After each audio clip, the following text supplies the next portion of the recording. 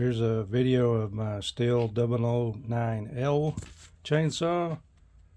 I put a wrench holder on the handle so that when you're out in the field, you snap it on and you're good to go.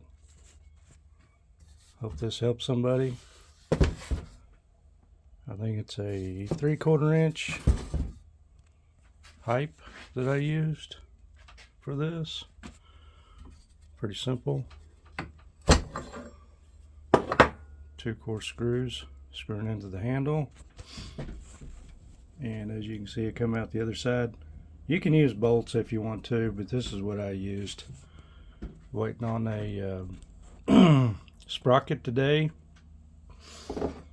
Mine has kicked the bucket, so going to replace that today. 40-year-old chainsaw still runs just fine.